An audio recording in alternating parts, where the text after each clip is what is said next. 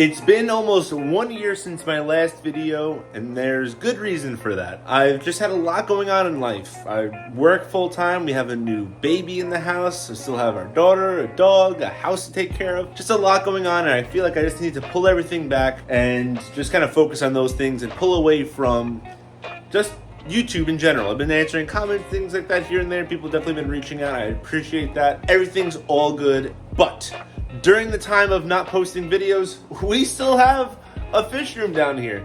We still have plenty of fish tanks down here, and we're gonna do an Around the Island update video today. On these videos, I'm not gonna talk about the past. We're gonna talk about what's going on today. Let's go ahead and hop into it like we always do, talking about the 220 first. All right, guys, up first here we have our 220-gallon aquarium. This houses all of my exotic type fish.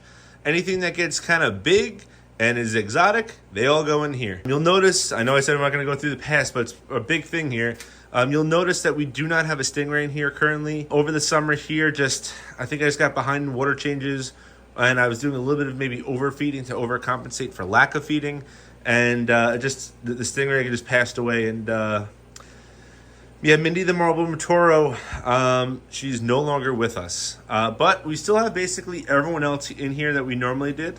We got the two Calaberry peacock bass. We got the Datinoid. We have an arowana up here, which actually got a little bit of damage from a piece of wood. Month over month, it's actually getting better and better. We have the Florida gar still putting on a tremendous size. The new fish we have in here is the Stormite catfish. He is really big from the last time that you guys saw him. He probably came into this tank at about, I don't know, maybe 10 inches or so. He's probably pushing about 14 right now.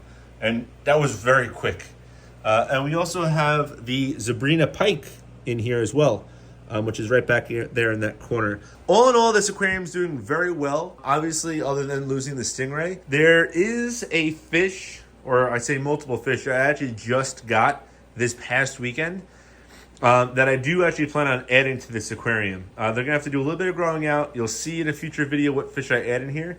But it's going to make this tank 20 times cooler than it already is, and I'm really excited for that. Moving on. Last time you guys saw this tank, this was a discus aquarium. In short, I basically just wanted to switch things up. I didn't really like where the discus aquarium was kind of going, so we wanted to switch things up a little bit. And I was in between either doing an African cichlid aquarium or getting a wet pet. And we went the wet pet route. This is a cross river pufferfish, the holy grail of pufferfish.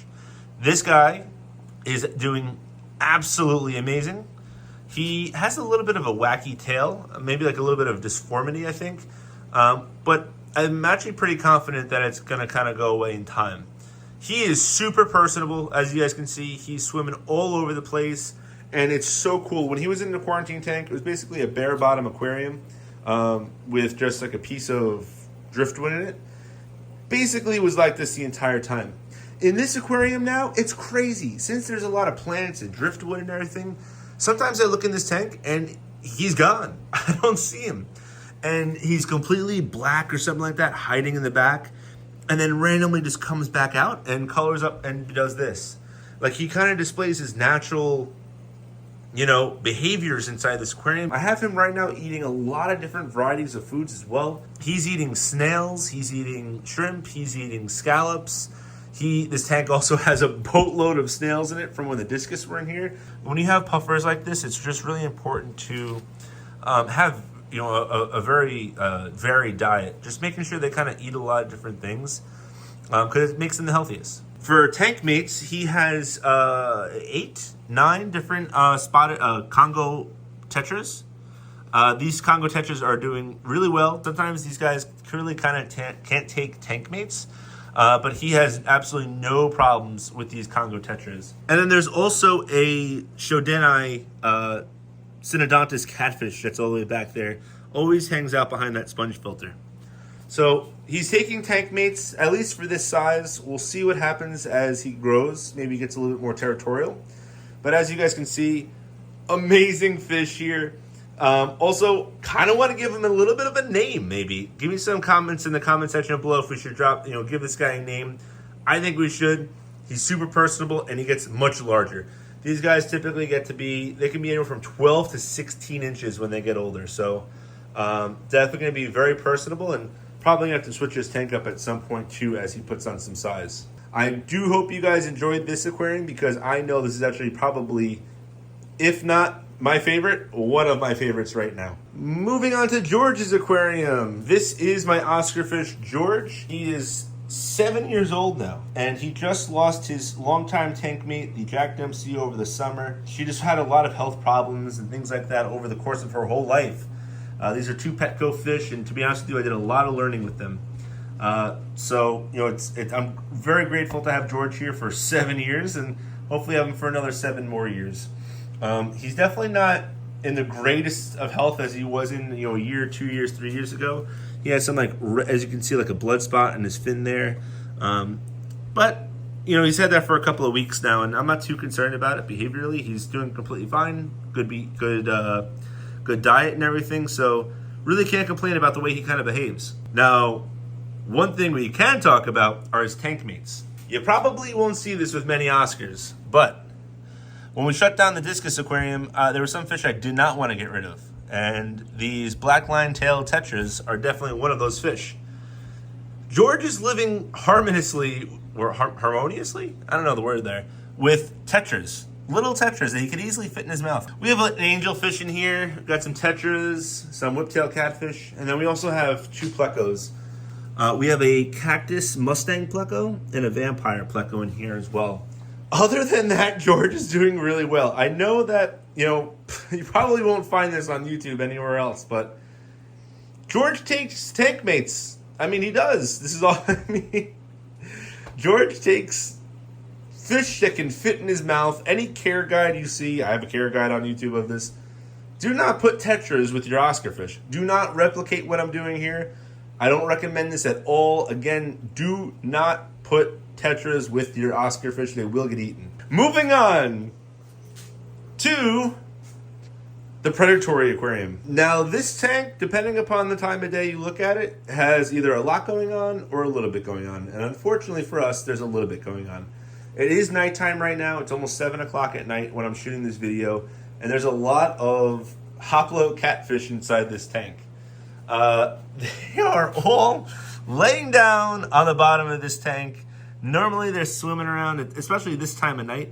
They're typically all swimming around looking for food, but I just gave them a nice big meal last night, so that could be the reason why they're all being lazy right now. But the reason why we call this the predator aquarium is because there's a lot of predatory fish inside this aquarium, and there will be continuing to add additional predatory fish inside this aquarium as long as the tank will take it. We have 3 red-tail barracuda.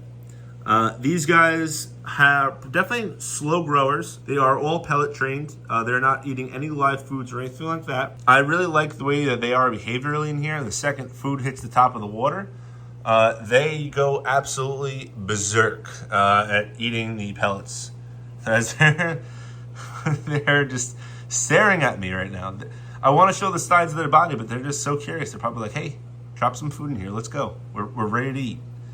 And then right here, we actually have a yellowtail barracuda. So we have 3 red tails and then 1 yellowtail barracuda. And as he gives me a nice side profile of himself there. We have an old friend in here as well. We have the red wolffish in this aquarium. Red wolffish, if you guys are longtime subscribers to my channel, he's been on my channel. He's about 4 years old, if I'm going off the top of my head here. Really awesome fish. He's doing really well. Type of fish where even on my care guide, I say don't really put him with any other fish.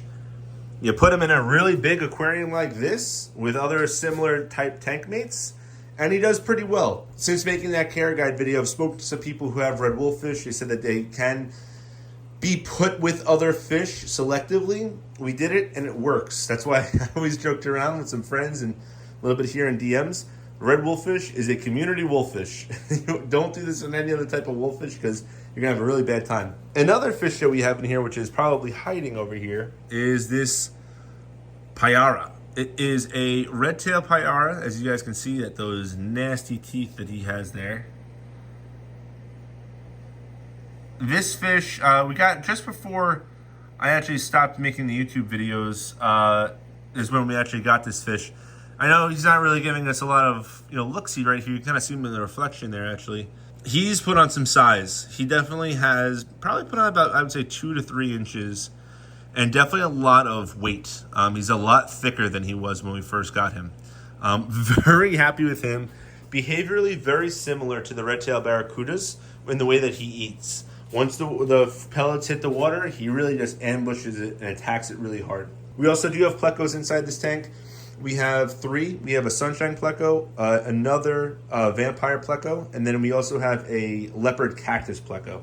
Last but not least, we have our spotted Congo pufferfish aquarium. That was a mouthful. I almost screwed that up. Now, if you guys know anything about these guys are super rare. They're pretty, just like any other freshwater puffer.